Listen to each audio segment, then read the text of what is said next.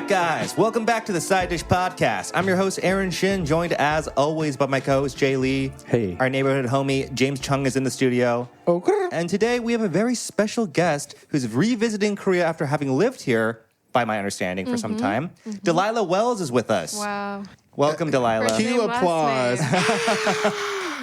Delilah, I don't know anything really about you, but I know that you're friends with Jay and James. But maybe give the audience a little primer. You lived in Korea for a bit. I lived in Korea for a bit. I did some of my research. I did some due diligence. I know you went to NYU, right? You're from New York. I'm from New York, yeah. You lived in Korea for a bit, and then you Yeah. moved to the UK, then you Yeah. moved to Paris. You work in fashion. So we'll get to Yeah. all that.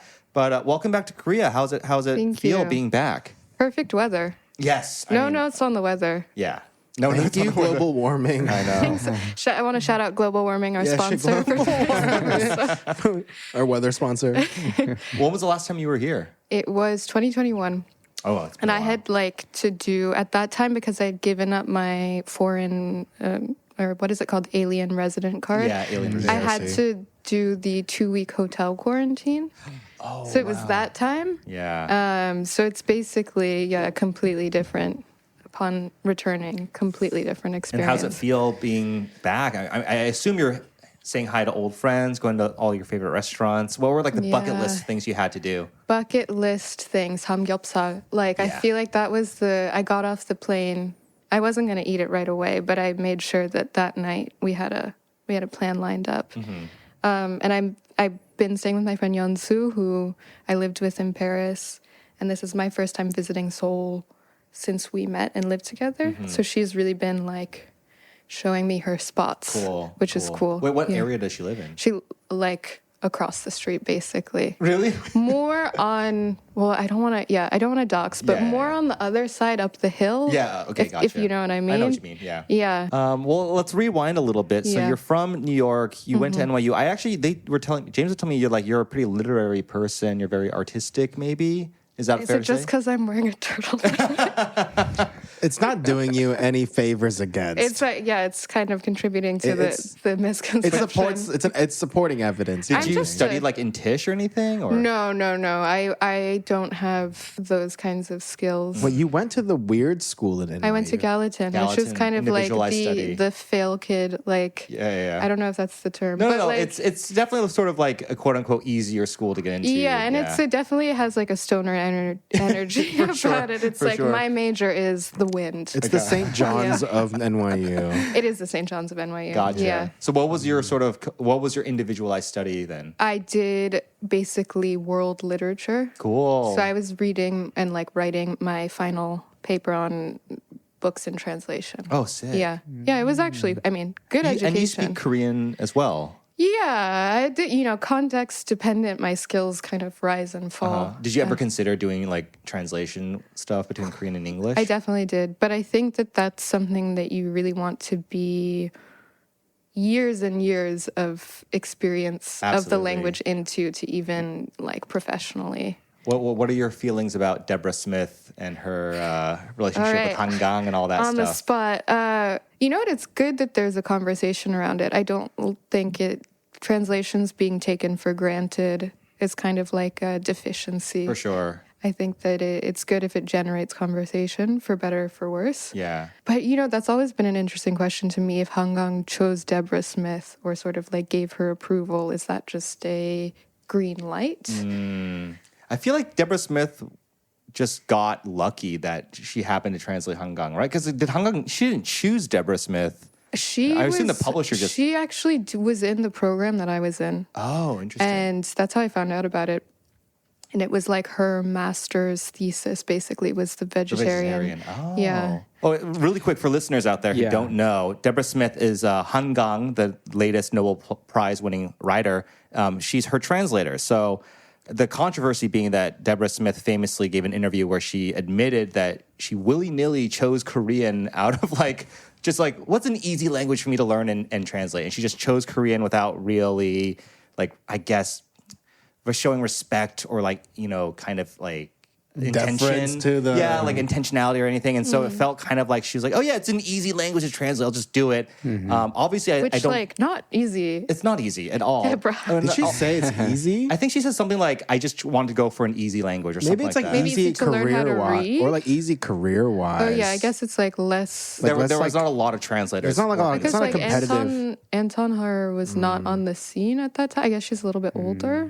There's basically Brother Anthony. Brother Anthony, Taizo. So going back, so that you study global literature, Yeah. you are doing your second master's, so you are good with languages, I assume. I don't know if I'm good, but I'm just persistent. What's your second master's in right now then? What are you pursuing? It's sociolinguistics. So it's a hot intersection of sociology and linguistics. Hot. Hot, yeah. Everyone's talking about it. Well, we just had an election, and I would Yeah. argue I work in education consulting. So I had one student this year who is trying to major in sociolinguistics with a sort of outcome being more political linguistics, political like language. rhetoric And she did this whole thing about why like Chinese immigrants love Trump, and then. I mean, fucking Trump won, and apparently more Asian voters this election than the last election, which is crazy that he like Really? won over. He converted a lot of Asians, and mostly though Latino men. It was like the biggest conversion, Wow. but it's just insane. So We need like some really ruthless liberals. You know what I mean? I think like, how would that look though? like Branding-wise? communists with guns, basically. oh, so you mean communists? with guns. Yeah, we need to. But the thing about communists is they had the style locked down. Yeah. Under discussed. There has to be. What you want us to be like all little Che Guevaras with a We need to AK-47? I we want need to berets. rebrand. I want those thick kind of Mao button up. Yeah. jackets. I got like a, what do you call it? Like That jacket collarless? style. Yeah. Yeah. Oh god, I should know A this. tunic? I don't know. But what were your feelings on the election, Delilah? Were you What were surprised? well, it was my first actually since I've been alive. It was my first election actually outside of the United States. Oh, okay. Like the first presidential election. So I have a family chat. That was, I woke up, I was in Tokyo last week, and I woke up and the family chat was, I think my older brother's friends with the child of some kind of DC pundit. And he had said in the family chat, nobody panic, it'll be Kamala by 9 p.m. Eastern I Standard see. Time. And to me, that was like a Chekhov gun type of thing. I was like, okay, you're basically, it's going to be not Kamala by 9 p.m. Yeah. And then, like, as the day unfolded, because it was morning for me, as the sort of results were coming out across the United States, and I was like, yeah, intuitively, I had a feeling that Trump was going to win, but I was still a little bit shocked. Are you like in touch with politics? Because you live abroad now, right? Yeah. So, are you, because I assume in Paris or when you live in the UK even, like, are they big Trump people out there? Because surprisingly, a lot of Koreans are pretty Big, Trumpy. they stand. Yeah, I guess, in the sense that, like, he's the kind of, his populism endears people to him regardless of the substance of Yeah, right. the ideas. Just to defend Korea, I read a recent study, and it was like most Koreans do think Korea would have been better under Kamala. Like the relationship between the two Well, Koreas? just like Korea, South Korea in general would have been better off with a Kamala presidency. And look, I got drinks with James the night of the election. He was pretty fucking bummed. It's not like the most reassuring thing. Yeah. I think also because it feels like there's a broader escalation of tensions across the world. He was very transparently like, I'm gonna be dictator for a day, and will like employ the National Guard or deploy the National Guard against political opponents. Like, it's so very transparently. Like, Yeah, let's see what happens, what shakes out, because if he actually just goes for like straight up blood, like retribution, it would be crazy, right? There was an article I read talking about how like there might be like a mass denaturalization kind of effort of Americans. of American citizens, which honestly, I'm an immigrant. It's pretty concerning. Look, I thought that after I saw that clip of Trump at his like last rally before the election, where he like like sucked a microphone's dick. Did you guys see that? He did what? He did this thing where he was Microphones have dicks? he was like jacking off the microphone and like pretending to like suck on it, like gag on it. Yeah, And yeah. It was like, Really? yeah. No, like very explicitly. Yeah, very explicit. Like obviously in Unambiguously. his like signature style of like deliberately one of the you know, like whatever. But I saw that, I was like, there's no way this guy could win. This is the death knell on his campaign. And Little Yeah, did you but know that's everything- actually that's the what got thing the that final. yeah. The final got that's why I got the deciding vote. Latino Yeah. vote, dude. Oh, no. Yeah, but it's like the troll energy really attracts people. Well, actually, there was It definitely does attract people. There was like John Oliver was like, you know, like Trump will say something crazy and then like say this kind of like joke at the end that's so absurd that it kind of like takes away from the fact that he just said something insane. Yeah. And I think that's true. Like, if you ever, I don't know how much of like Trump you've just listened to like talking at length. it's quite funny. It's just, it's honestly like, it sounds like it's just really nonsense if you actually think about it. Yeah, well, it's like it's totally absurd and surreal in a way that is kind of engaging. Like, I hate to admit I know. it, I but love it hearing him is- talk. You know, like those tweets. I mean, there's many tweets, but the tweets are so all over the Yeah, place yeah. and kind of like freestyle. Like he's sort of like just rapping. I don't know. He's freestyling. He's for sure. freestyling, yeah. It just, I brought this up the other day, and I actually think it's true. Look, he did a bunch of podcasts, 2 weeks before the election. He went on all these really sort of popular young men, heavy viewership podcasts, and I think that definitely helped his campaign. Kamala didn't do any of that shit. She went on Call Her Daddy. I think that was the one podcast she did, which is Boy. like she won the woman vote anyway. I don't know why that was the podcast she chose to go on, but I don't think I could ever listen to Kamala Harris speak for more than 20 minutes without wanting to turn it off. I could listen to Trump Yeah. for 3 hours, and I pretty much did. I listened to him for like almost 3 hours, and he is crazy No, and he that's is a- that's- ridiculous, but no. it was entertaining to a point where I was like, you know what? I kind of understand his appeal a little bit more this having speaks listened to this. to like a very fundamental issue where you have like one party trying to discuss like nuances of policy at Sure. length, and they're Yeah. like child tax credits or subsidies for like new small businesses and like subsidies for first time home buyers, and then you have Trump. Who's Sucking like on a microphone. stuck on the microphone, is like, and then just like coming up with like 3-4 word slogans that are trying and like just like workshopping them, seeing if the reaction's good. He should have been a stand-up comedian. No, but I mean, like, and then That would've been so way it's better. like it is frustrating, but like that's sort of like what the Democrat Party was trying to do is also part of its problem is just trying to cast like this incredibly wide net. But it's tough to be really like inclusive, and it's the harder job, right? And that's what makes me sad. Don't be sad, man. Don't worry. You've already self-deported yourself from America, so there's nothing to worry Yes. about. Not what happened. You can be a little sad. I will. It's sad. I do kind of get sad about America. Not that I have particularly a high estimation of it, but it's just when the the experiment's over. pack it up. Yeah. The greatest experiment in American history, in the globe, in the history of the world. Speaking of your low view of America, Yeah. what do you think about? So you went to grad school for a hot second Yeah. in the UK, Yeah. and you didn't like it. I think. It was like worse and worse. It was progressively worse. And I am English, I should say. Okay. Full disclosure, my mom is from England. Yeah. Are you And dually? I'm dually. Oh. Oh. So, Yeah, but you it didn't like doesn't- living out in the UK? They don't even get the EU passport. No.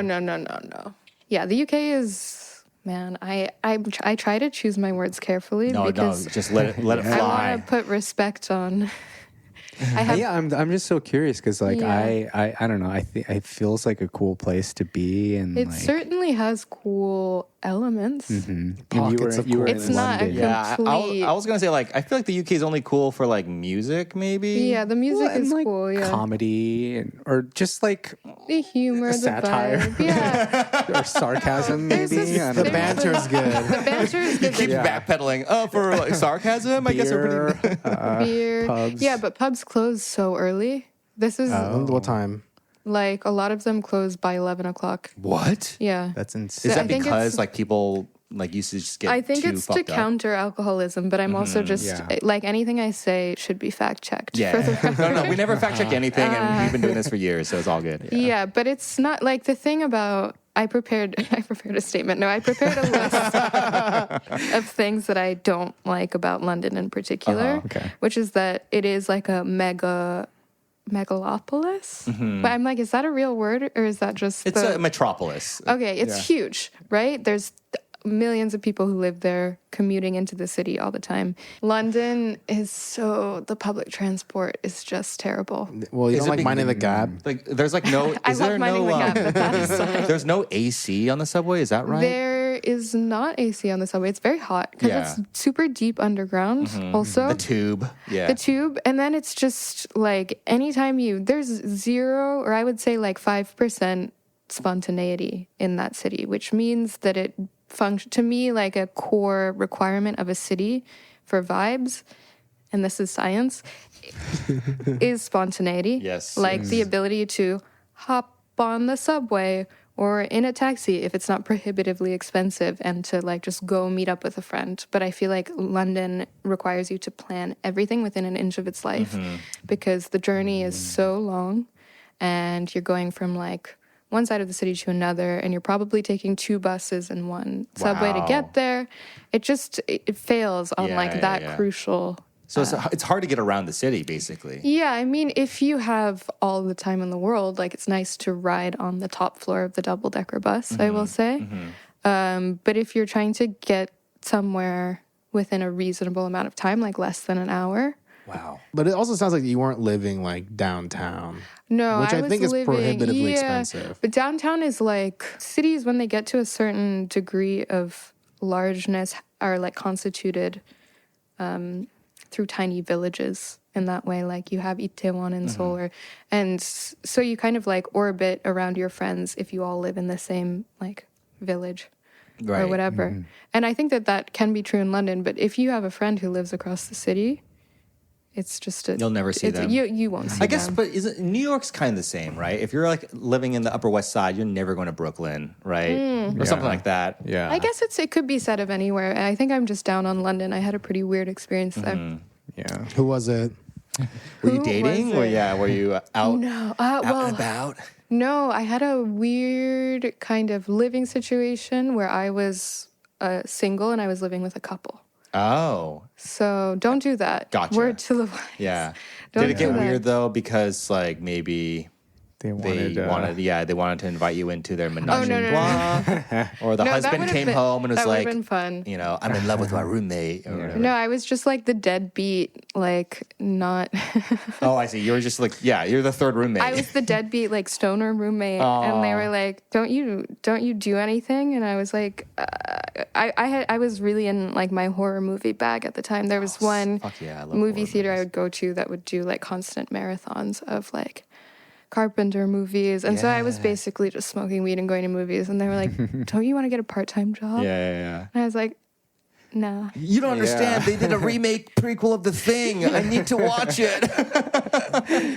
I was just bringing like I definitely also this is a problem of my development is that I'm permanently like a college student who's just discovered Oh, I love it. like string theory. You no, know? I love it. Yeah, you're like, Mom, Dad, I need to get a PhD in quantum. You get a third master. I mean, yeah. You're like hence your you're like second Buster. master. What is your third master is going to be? My third master. Oh, pivot. I would love to pivot into. Oh my god, geology. No, you That are, rocks. dude. You're Tectonic Buster plates. Bluth from Arrested Development, dude. Oh my know. god, that's literally his Next is art. cartology. Yeah. Wait, so you are an academic. You like academics. You're an academic person. I do, but there is constantly a sort of like hostile negotiation of. I like to read and I love the material that's provided in an academic institution, but I don't like to be evaluated. Do you? Yeah, I totally understand. You know Yeah, what you I like mean? learning, but you don't want to be Yeah. tested I'm like, on your please knowledge. do not test me Yeah, on yeah, yeah. this. Do you feel like your dad's a poet? My dad's a poet, yeah. Oh, nice. Do you feel like you get that from your My father's dad. side? Yeah, I mean, I certainly am like very much a product of my parents. What type of poetry real. does your dad write? Is he a It's quite modern. Okay. I I guess, God, I wouldn't know how to characterize it. I think he's a wonderful poet, but I'm a little biased. How is he as a memoir writer? His memoir is super interesting. You know, honestly, like I read parts of it, but it is also about his sort of like psychosexual development. And I was like, Dad, with all due respect, I'm going to skip the chapters where you talk about your first sexual experience. Wait, is your dad from New York as well? He like grew up Yeah, in... he's a kind of like, I don't want to say classic, but he's, you know, New York kind of metropolitan. He's from Westchester. He's a hey, I'm walking here kind of guy. Kind of like they were sort of Jewish diaspora, but not super religious. Yeah, I was gonna say like there's like a whole school of poets that are like Ashbery type. Yeah. You know, like Yeah. especially like O'Hara, Ashbery, and of that school, the Jewish New York school, basically. Yeah, I think he came to, well, I guess he always was writing, but he had worked in publishing for a really long time, and he pivoted into poetry in his, I want to say late 40s. So he's like reading. He's like, I could do this shit. No, that's not as uncommon as you Like, let me think. cook. There are what's his name? Donald Antrim did that too. Came later in his much life later in his too. life, like probably 40s. He worked in publishing, Yeah. and then he won the MacArthur Genius Grant. Like he's killing it, but he's very old now. I wish my dad would win a. He I has think time. it would assuage a lot of his insecurities. Yeah, then you're like, Dad, I want to get a PhD forever. No, my dad would love for me to get a PhD. If you got a Nobel Prize in literature before your father, how mad would he be? Before my dad, he'd be pissed. Do they give out Nobels for poets though? For poetry? I think they did. Louise Glick. Oh, Gluck. She She won, but you have to get it before you die. Yeah. I mean, It's crucially, the you have race to be is alive. on. The race is on. The race is on. Yeah. So you come from an academic-y family. Then is your dad a professor too, or is he just full-time poet? He never even got one master's. Wow. Fucking, you got two on him. No, I have. Bro, I you have got one for I'm him. about to drop out of one. Is the story. No, You have 1.5. But he I think because he has and not in a way that I resent him for it, but he's like, you'll go far in the academy, so carry the torch kind of thing. Because he also, I think part of what kept him from writing was his father wanted him to be a businessman, and it wasn't really until his father passed away that he felt like he had free reign to be a poet. Yeah. I mean, I don't want to speak for him, but that's my impression. Yeah. Yeah. Do you have siblings? I do, yeah. Are they also kind of academic-y, or have they gone the complete opposite? Crypto bros. Business. Yeah, No, it's interesting. My older brother is a lawyer for the city of New York. Okay. Jesus. Like a prosecutor, or Yeah, So he's, defending the mayor? He's an ADA. No, he's not defending the mayor. He is in the Major Economic Crime Unit. So he investigates major economic crime. Don't short sell in that way. No, I said to him recently, what if I did a major economic crime so we could hang out more? Well, what is that? Wait, name one. Major economic crime? Like you're kind of Bernie Madoff. Yeah, I would say type. Madoff might be the big one. like financial crimes, Like racketeering. God, Sam Bankman-Fried, maybe. SBF. Yeah. Well, I mean, when you say economic crimes and then versus financial crimes, they do ring Same different. thing. It's all white collar. I guess for me, economics for some reason this is just a personal bias maybe, but I'm thinking you're trying to artificially inflate the interest rate fake or something. Financial vehicles that are actually just bullshit. Well, no. You're I don't know, increasing prices. You create a new currency that is decentralized, and then you sell it. You're colluding to increase the price of bodega sandwiches or something. Oh, I see. Because he was in the narcotics unit before. Oh, damn. He pivoted. He pivoted, yeah. He's And like, I'm gonna there were rebrand. some Damn, dark He stories went from SVU to this Law and Order mainstream. Yeah, I mean, and honestly, that's tough work. You don't get paid well. It's a thankless job. It's Unless thankless. you're corrupt. Unless you're corrupt. Yeah, I don't think he's corrupt. He just discovered baggy jeans. The number one sign of corruption is skinny jeans. So, By the way, I want to mention this. Delilah has been my dream guest on the podcast. I love this podcast, as you know. so glad. Yeah, I'm a huge fan, long-time listener. What's the JoJo Siwa dream guest on my podcast? It's Delilah Wells. Well, we'll get to the podcast stuff towards the end of the episode, but Okay. I want to go back to, so you lived in the UK, you didn't like it out there. Yeah. Now you live in Paris, right? You work in fashion. How's that? It is, honestly, I completely underestimated the complexity of the fashion industry. It's something that I've been ever since I was a kid, I loved fashion, broadly speaking, self-expression through clothing. She's wearing a Louis Vuitton monogram shirt on the podcast as we speak. I'm wearing a jumpsuit. Louis Vuitton monogram. Okay, Matching Louis Vuitton I'm gonna put my shoes. glasses on for this. No, fashion is because I have a friend that I work with she's a friend of mine from high school, and she opened a store, and she very generously took me into her orbit and kind of like showed me the industry, and I'm just constantly impressed and intrigued by the variety of people on all different sort of sides of the business, whether it's design or wholesale. Like, there's just so many types of folks. It's a lot of moving parts. A lot of moving parts, and I think it's just easy to have contempt for from the outside. Also, because like influencer culture is so Dank. the opposite of tank. It's so Reprehensible.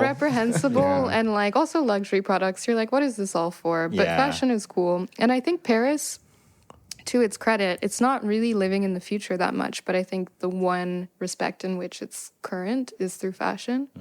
Maybe art. Are Parisians, do you feel like they get a bad rap? Because I've never been to Paris, but Yeah. I hear from everyone who goes there, it's like, oh, Parisians are so rude. They get a rap probably that's like proportional to The truth. A The little bit. truth, like it's Yeah. bad, but it doesn't come from nowhere. And I think that it's also a type of some people who just play into consciously or unconsciously, but just fulfill the prophecy of that sort of Parisian rudeness. It's like, have you really not grown? Like you're still doing this. Yeah. Well, I think one thing is that tourists suck a lot of the time. That's true, Just yeah. like no matter where you go, like tourists usually kind of suck. Yeah. So, and there are a ton of people who go to Paris for tourism, and Yeah. I can't imagine the number of people who are just like I also have noticed that Entitled. Parisians are very blunt. And they Yeah. they don't suffer fools in the way that Americans do. No. Like Americans, like will be nice to a fault, where it's Yeah. Yeah. like we bend over backwards to be like polite, and like Yeah. Parisians just don't do that Yeah. for good reason. And I think that's why to Americans they come off as like so rude, even though like they're like I have a life, I'm busy, No, I'm they doing my own just have thing. boundaries. Yeah, they have basically. boundaries exactly. boundary. I see. So you're adapting well.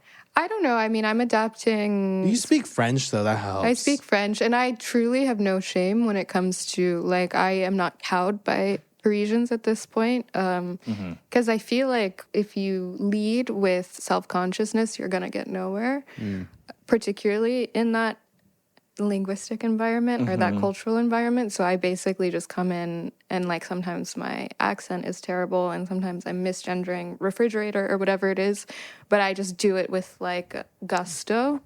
And I think that I am not able to feel. Yeah. And they respect that, I'm sure. That's People the way will to do it, respect yeah. I went to Brussels, right? Oh, yeah. And for me, in my head, like I was like, I hope it's basically a nicer version of France, but they also drink beer instead of wine. Yeah. And that was exactly right. Like everyone's like Belgians rock, yeah. everyone, From my experience. everyone's like on a terrace, like drinking beer, smoking cigarettes. Yeah. All Terrace day. culture is terrace culture in 10, Europe. also 10 out of 10. But also everyone spoke like great, like their English was very strong, which Yeah. made it comfortable for me, and I didn't have Yeah. to like bonsoir all that much.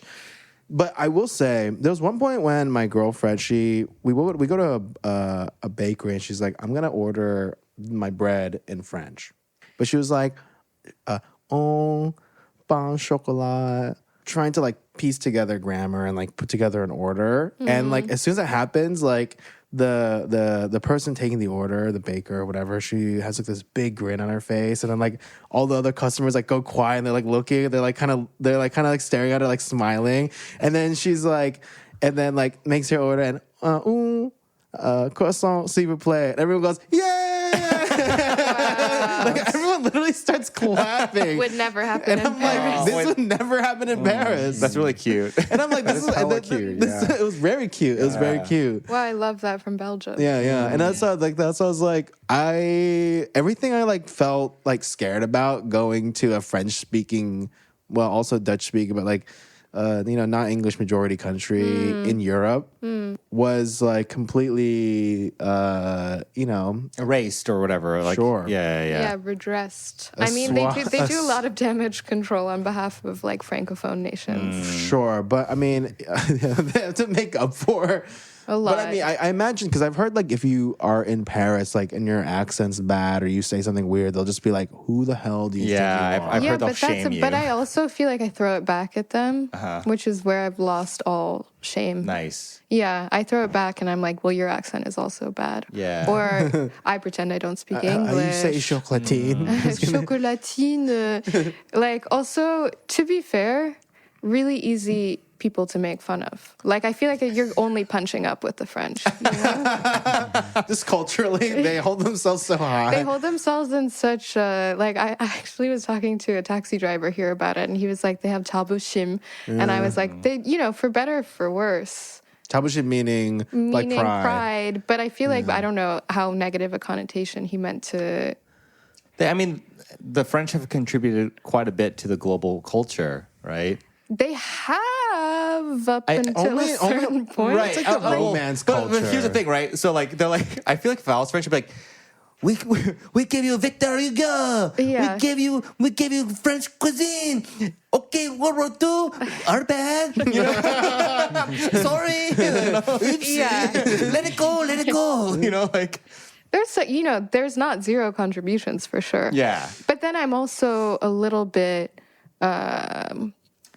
how do you say it? How you say it? Comment dit-on? You could only find Celine Dion to perform at your Olympics opening ceremony. Oh, yeah. I'm like, where's the newness? But I also think a lot of the newness comes from the French people who have some kind of association or origin in any of the former colonies. I feel and like white French culture is not ready to assimilate that necessarily. I will say I don't want to undervalue the contribution that Daft Punk has had on the world. Yeah, let's just take a moment. Whoever they are. And if the French want to run with that, I'll give that to them. But they haven't been leaning into it. And I'm a little bit disappointed. They should. Yeah. Where was Daft Punk at the? I say that like I was watching the Olympics. Like I was glued to the screen. Wait, was Daft Punk at the Olympics or You not? said at the Olympic opening ceremony, it's just like No, but they had Lady Gaga, who's not, like, with all due respect, she's not French. with all due respect. She's a wonderful performer. Also, a quick sidebar, just really quick. I just saw Joker 2. I don't know if anyone here has seen Folie it. à deux. Yeah, Folie à deux. It was so bad. Oh, no. My wife and I were watching it, like maybe like 20 minutes in, we're like, this is such a weird movie. And then an hour and it was unwatchable. We almost turned it off. Mm-hmm. I heard that basically I haven't seen it, but it's like if you watch it with the framework that it's meant to critique its audience that liked the first one for the wrong reasons. That's not true. Incels? I've read those thought pieces that Todd Phillips is trying to create a sort of a he response hates his audience. a response to why people like. The first one was bad too. I love the first one, Oh, but I think the first one. But I mean, but the first We have one incel at this table. No, I like the first one because it was a fun way to watch someone's mind unravel. It was like a really fun character study, and I think the acting was terrific. I think what the second movie does that's awful, and maybe in response to what you're saying about him like doing this intentionally to troll his audience. He could have done that in so many more creative ways, though. That's my takeaway. But instead, he was like, you know what? Lady Gaga's good at singing. Let's just have her sing. I guess like it's like sort He of. was right about that. Yeah, it was so much I singing. mean, maybe, but like it is sort of like most directors would never dare, not Not jerk give their- off yeah. their Totally. constituents, basically. Totally, yeah. You know, Yeah.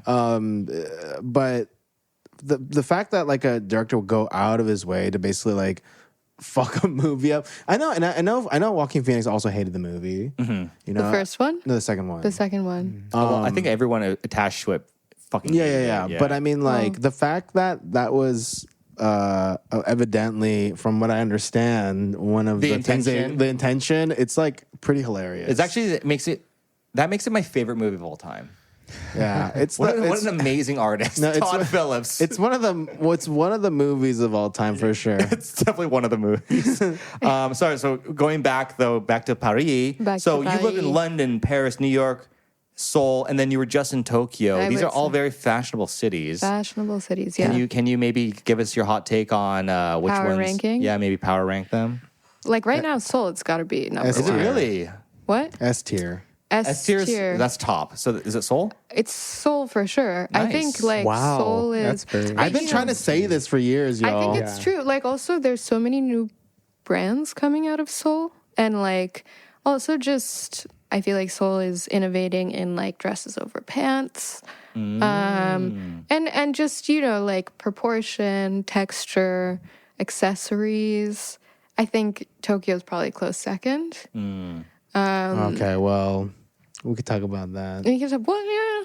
I feel like Tokyo. I mean, Korea and Tokyo. We get so much inspiration from. Wait, we're just talking about fashion, though? Fashion, yeah, not like Oh, fashion Yeah, just power fashion. ranking, Yeah. not like economically. No, no. just Just fashion. pure Pure fashion. Interesting. Yeah, Okay. Where it's yeah.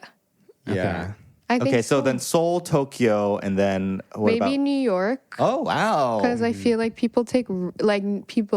New York, there's no kind of responsibility to decency. Like you can just kind of, postmodern. it's super postmodern they in that freed way. the nip a long time ago. They freed the Legally, yeah. and I think like New York, well, it's so interesting because now like Hot Topic aesthetic is kind of coming back The- and the things like that. Y2K. Y2K people are wearing like leg warmers, hand warmers. Weird. And I love Where's to the see Live it. Strong bracelets, guys? God. Well, there are certain people out there. Who I are- wore one yesterday going into Dulwich I- College. I wore one Why did you yesterday. I don't know. do that? They made everyone wear a red like Live Strong bracelet. Like I Or guess like it's the just Live Aid one. no, just like red one. I guess just to identify guests. But it was like Oh. that silicone bracelet. Okay, gotcha. I was gonna say Live like, Strong so, was like, yellow. not an actual Live Strong Yeah. bracelet. No, but I mean, like, yeah, because I was gonna be like, where, you What still else? have a What- yellow Live There's Strong no, bracelet? no, but I'm just saying like that's just like the term for those bracelets. That you know? bracelet is so like that. My first boyfriend ever, the first gift I ever received from a partner. That Was the bracelet Was a Lance bra- Armstrong? Yes. I had I don't ball know cancer how- And it's bracelet. been downhill No, since. I don't know how that had such a chokehold on society. Because no one had ever felt anything like it. No, Yeah, and then- everyone. and He was then- such an New texture, inspiration yeah. until we And found then- out he was a cheater. Well, and then like there was the Silly just like bands. before the silly band, I was gonna get there. Okay, sorry. But it was a Live Strong, and then like it felt cool for a moment to wear like silicone bracelets that are not Live Strong. Yeah. I Yeah, remember like that. there was the Boxing Day tsunami. They made tsunami bracelets. Sure, yeah, but there's like all these There different was brands. there was Live Aid, like the red. I directed a bracelet. play in high school, and we made Custom bracelets. We made bracelets Amazing. But that supporting is so our like. advertising. Has there then- ever been a you know what? bracelet that's more place and time than the silicone bracelet? Maybe I should bring it Maybe back. the Snap-on ones from the 90s. Yeah, that's Those true. are good. Yeah. But then the silly bands, those also The silly bands were such a 2009, 2010. what are silly bands? They're like they're like the rubber bands that had That like had a shape. animal shape. I have no idea what Look that it up. is. Look it up. Look at Silly my bands? Pretty sure the first and last thing I ever shoplifted was a silly band. Oh, interesting. Or maybe. Oh no, that was. Oh, I see. So they're shaped. They're shaped Yeah, rubber you kind of bands. would stack them up. Oh, and then there were also the sort of thinner plastic ones, like the kind of Hot Topic-y ones, where you would sort of interweave them and then. Are they just hair My bands? age is showing because 2009, I definitely was. He was a grown What adult. Nyansang are you? I'm 88. Okay, my older brother is. You're Papa. Yeah. 93. 5. 95. Wow. Yeah. Actually, You're a was like- youngin'. Aaron earlier was like, "How old is her?" I was like, Nobody knows. I know she's younger than me. I'm constantly lying about my age and nationality. Yeah. It's just based on my mood. Wait, you so know? you're hitting 30 next year? I'm hitting 30. Yeah, in 2025. How does that feel? How Are does you it scared? feel? I'm unlocking a new level. Yeah. You know, That's a It's- good. That's a it's kind really of good way to different. look at it. That's an Yeah. interesting I'm trying framing. not to. I'm inhabiting a more positive mentality. For me, it felt like I was giving up The 20s, I think, are kind of shitty. but The upside of my 20s is that I got to live in a few places and travel a lot, but emotionally, you've maximized your 20s. I maximized. I 20s maxed in terms of like 20s geographic, maxed. but like emotionally, economically, romantically, like all, academically even. I don't know if I 20s maxed that much. On that note, Yeah. I've been wanting, I told Aaron to specifically put down a shout out to plug getting Delilah a job in Korea. You did get me a job in Korea. Oh, you mean going forward? Oh, yeah. Oh, I thought you meant Where did you work when you first lived here? when I first lived here, I was basically a full-time student. Oh, okay. But then James actually got me a restaurant job at one Nice. point. Yes, I did. Yeah, in F&B. Ujiro, yeah. In Ochiro, where? Yeah, Which one? at should we name names or Yeah. Unless it's like a restaurant that. maybe we should just Folded? redact it. Redacted. Okay, sure. We can believe At it. redacted brunch spot. Yeah, because I technically didn't have like legal Oh, I permission. got yeah. you. I hear you. So I was just hanging out at the brunch spot and not getting paid. Yeah.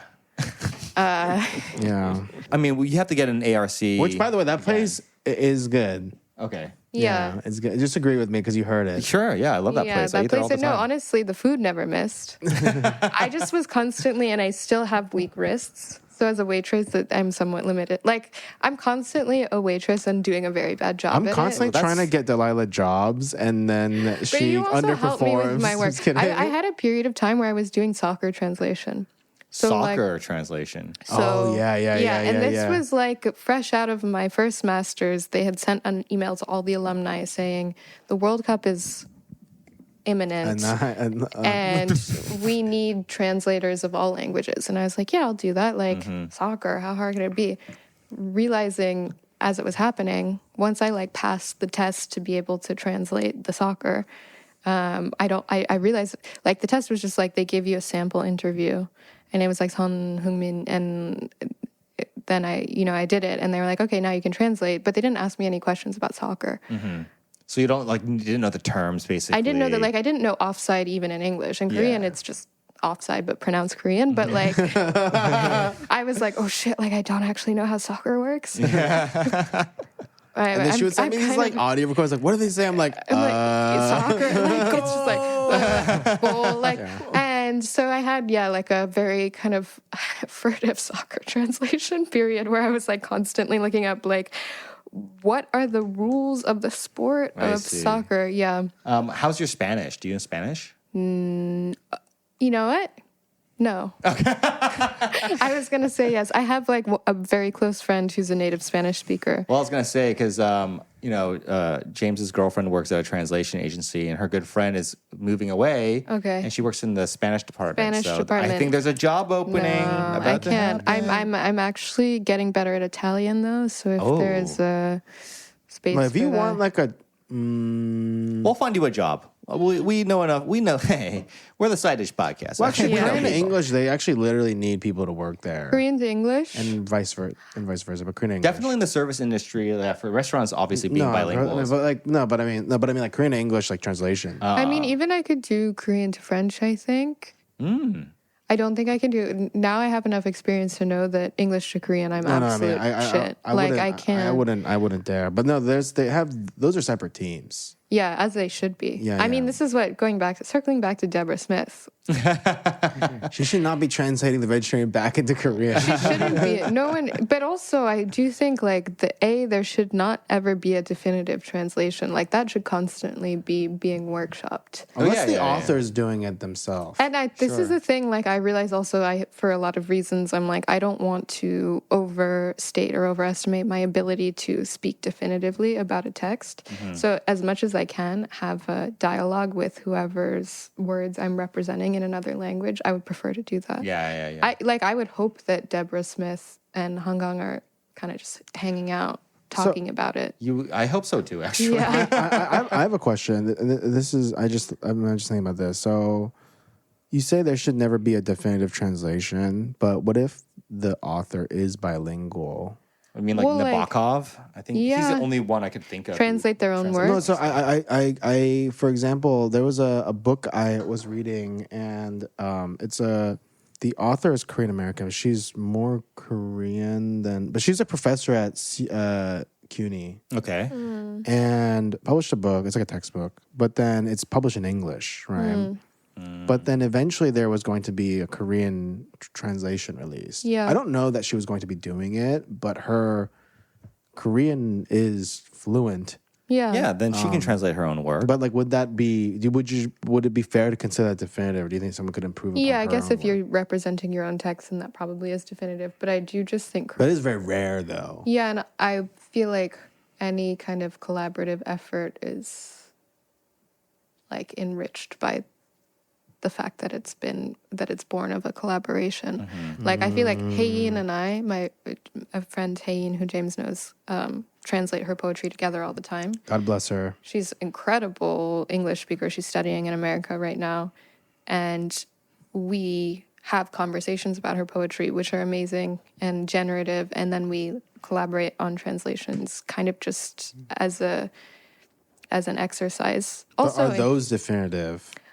Yeah, there's never gonna I said because like someone else could come in like translate her original Korean works differently. I think that, but that's like Would they both they're be constant. valid? Like the Odyssey is constantly being translated by new people. I mean, I understand that like financially, it's not a realistic proposition. People aren't going to Is constantly the Gen publish Z new. Bible and a definitive one of the? Although I'm going to say that when I was in college, I had a professor who was like, look, there's a lot of translations of the Iliad and the Odyssey, but the only ones I accept are the Latimore translations. And I was just like, the fuck? And then the same thing with Dostoevsky. They're like, I only accept the Constance Gardner or whatever. I remember looking there are up, certain like- academics who are like kind of... They're only. I mean, I guess if they're really. If I were to read like Haynes translations, someone else translated, I would probably be like, I only accept Yeah, yeah, Delilah's yeah. translations Yeah. because The definitive. you definitive guys one. worked together and like so like the intent of the original. Because the author's intent really does kind of Yeah. define what definitive should But that's mean, also I like guess. the thing that was really jarring about the soccer translation biz. Because like the deeper I got into it, they would hit me up every once in a while, like, oh, so and so did an interview and we need, and it wasn't like the richest text, but there was a lot of and I think translation is generally trending in this direction, and it's not literary translation, but speed and like speed over quality almost Like always. practical translation. And just I'm like, this, even though, yeah, it's not literature, it doesn't totally sit right with me because you have, like, it's not the heaviest thing in the world, but there's some kind of responsibility to try to be nuanced in how you're bringing something across in a different language. And I feel like there was no sense of responsibility, maybe just because it was like soccer. Yeah. And not politics or not literature Right, or whatever. right, but I'm right, like, it's still kind of like, I think we need to reckon with this a little bit. Yeah. It's fascinating, actually. Yeah. It's true. It's if someone's translating Dr. Seuss into a foreign language, it's not saying, I enjoy eggs that are green and ham that is also green. Yeah. It's not the same as, like the original sort of rhythm of that verse. So that's a good point. Okay, well, we'll conclude the episode, Delilah, with, you are a longtime listener of the podcast, Yeah. and we're very grateful that we have you as a listener and Huge that you're fan. on. We just want to know, do you have any notes for us, any critiques? I don't have, no, I mean, Go in, please. Jay was super excited for this bit. He's like, oh, dude, we're going to get ripped apart. no, actually, I feel like the opposite. I'm going to come in and be like, everything's perfect. Don't change a thing. Do you have any, I don't know, is there anything that we could improve on or any episodes that you thought were weak or... or that you No. just fucking loved and you just What do I love? I mean, I do Fall love, asleep to but the every thing night. is, like, also, I love podcasts, and this is my preference. I love household chores, and podcasts for me are like the best ambient, like Yeah. Yeah, just like something to household. listen to. And I like. It's not that I don't have friends, but I like feeling like I'm listening to friends talking. Do To any do you have any takes you like? and this is strongly disagree with? felt strongly about. I felt strong. Well, I was listening to the last episode, like the one where you were talking the troll of the Itaewon food group. So I'm just gonna. This is the freshest in my memory.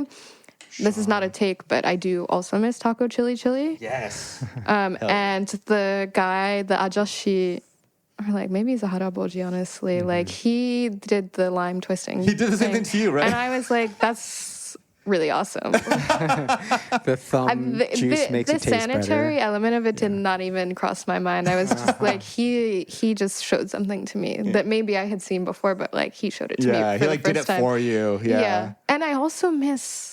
Okay, this is just getting really specific now. This is like Mexican it. food in Itaewon, but I miss El Pino. being. They are in Pyeongtaek. They're in Pyeongtaek now. Yeah. I was gonna go on a pilgrimage because I thought they moved to Gangnam, They were in Shinsa for a while, for a few but years. Yeah. they're now in Pyeongtaek, and I was like, okay, well, I'm not gonna go Yes, Well, there. he had 2 locations. All right. Well, cheers, guys. Cheers. Delilah, thank you so much for Thanks being for on our having me. episode. Yeah, This of was course. awesome. Thank you guys for tuning into this episode of the Side Dish Podcast. Catch us on Instagram at _the Side Dish, Apple Podcasts, Spotify, wherever you get your podcasts from. Please leave a like and comment and subscribe. Oh! And with that said, we'll catch you guys in the next episode. Peace. Hey, that was a really bad selfie that I just took.